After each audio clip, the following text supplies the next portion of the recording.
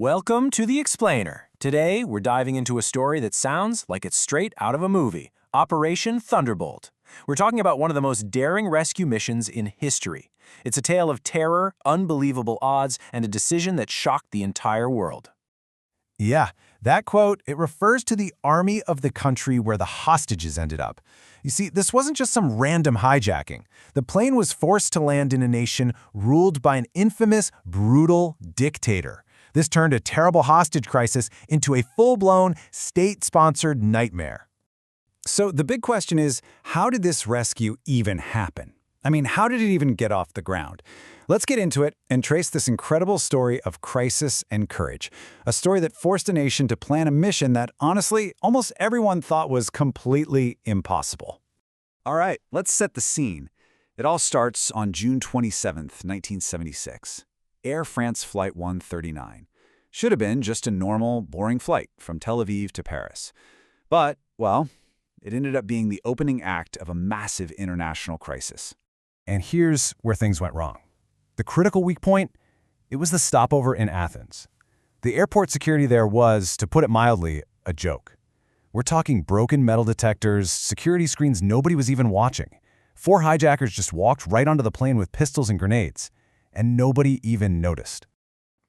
Now, the hijackers themselves, they were a really strange mix. This wasn't just one group. It was a joint operation between members of the Popular Front for the Liberation of Palestine, the PFLP, and, get this, German far-left radicals. So this wasn't just about a single conflict. It was this weird fusion of anti-Israel and anti-Western ideologies all rolled into one. Okay, so after a super tense 7-hour stop to refuel in Benghazi, Libya, the plane took off again. But it didn't head for Paris. It flew deeper and deeper into Africa, and you can just imagine the fear and uncertainty for everyone on board. And then, it landed at Entebbe Airport in Uganda. Now, for the passengers, especially the Israelis on board, hearing that name, Uganda, was just terrifying. Why? Because this wasn't just any random spot on the map. It was a nation ruled by the infamous, incredibly brutal dictator, Idi Amin. I mean, landing in Idi Amin's Uganda, it was the absolute worst-case scenario. This guy was completely unpredictable, and he just cut all diplomatic ties with Israel. His reputation was so terrifying, there were even widespread rumors of cannibalism. So when his army immediately surrounds the airport, it was crystal clear. He wasn't there to help. He was an ally of the hijackers. And this number, 4,000, really puts the whole thing into perspective. It shows you just how impossible the situation was. We're not talking about some quick raid across the border. This was a 4,000-kilometer trip, one way, flying over hostile airspace, with absolutely no friendly faces waiting on the other side. None. Meanwhile, on the ground, things got even worse, fast. In a move that had horrifying echoes of the Holocaust, the hijackers started separating the Israeli and Jewish passengers from everyone else. Then, more terrorists showed up as reinforcements, and they laid out their demand: meet our terms or people start dying. The clock was officially ticking. So back in Israel, what's happening? The government is basically paralyzed. You've got immense pressure from the hostages' families just desperate for action. But every single option they looked at, whether it was negotiation or some kind of military strike, looked like a one-way ticket to disaster. And this created a huge conflict right at the top of the Israeli government. On one side, you had Prime Minister Yitzhak Rabin. He was convinced a military operation was totally suicidal and that their only job was to save the hostages, no matter what. But on the other side, Defense Minister Shimon Peres was completely against it.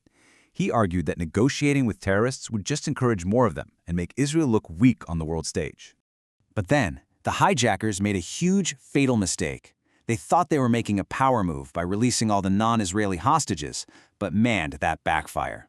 Mossad agents immediately flew to Paris and debriefed every single person who got off that plane. And just like that, they had priceless intel. How many terrorists, what kinds of weapons they had, and exactly where the remaining hostages were being held inside the terminal. So publicly, Israel plays along. They announce, okay, we'll negotiate. But this was all a brilliant bluff. The real goal was just to buy more time. Behind the scenes, diplomats were frantically trying to talk to Idi Amin. At one point, they even hinted he could win a Nobel Peace Prize if he helped out.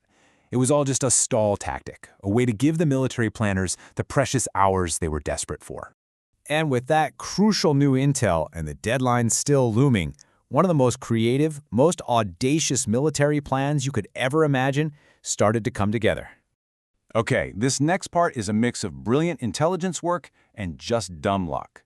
In an absolutely incredible twist, Mossad finds out that the terminal building was built by an Israeli company. And guess what? They still had the original inch-by-inch blueprints. So you combine that with what the freed hostages told them, and suddenly they have a perfect picture of the inside.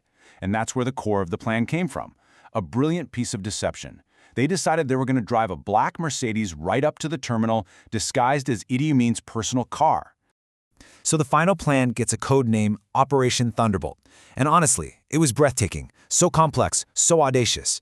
It was a 4-part mission where every single second, literally every second, was going to be the difference between life and death. All right, it's the evening of July 3rd. The cabinet gives the green light. It was a massive long shot, but it was the only shot they had. 4 huge C-130 Hercules planes lift off into the night for an 8-hour, 4,000-kilometer flight. And get this, to avoid being detected, they flew dangerously low, sometimes just 30 meters, that's like 100 feet, above the Red Sea to stay under Egyptian and Saudi radar. Just an unbelievable feat of piloting. But the plan hits a snag almost right away. As the fake convoy gets close, a Ugandan guard stops them. The commandos have no choice but to open fire, and just like that, the element of surprise is gone. And tragically, in that first shootout, the mission's commander, Yoni Netanyahu, is hit by a sniper. But even after losing their leader, the team doesn't miss a beat. They storm the terminal, and in a lightning-fast assault, all 7 hijackers are dead, and the hostages are safe. So, let's look at the final numbers. They really show you just how brutally efficient this raid was. The whole thing, from landing to takeoff, took just 53 minutes. Now, the loss of 3 hostages in the crossfire and the unit's commander was a terrible price to pay. But in the end, the operation was an unbelievable success. They rescued 102 people from a situation that looked absolutely hopeless. The aftermath, as you can imagine, was a real mix of triumph and tragedy. On one hand, Israel was celebrating this miracle victory, but it was also mourning a new national hero, Yoni Netanyahu. And his death, his legacy, would actually be what launched his younger brother, Benjamin, into his political career. But there was also one last, sickening act of revenge. A furious Idi Amin ordered that one of the hostages, a 74-year-old woman named Dora Bloch, who'd been taken to a local hospital before the raid, be dragged from her bed and murdered. You know, the raid on Entebbe is still studied today in military academies all over the world. It's a legendary example of incredible planning and raw courage. But it also leaves us with this big, powerful question that's never really gone away. When your citizens are in danger in another country, does your nation have the right to violate that country's sovereignty to go in and save them? It's a question that is just as relevant and just as debated today as it was all the way back in 1976.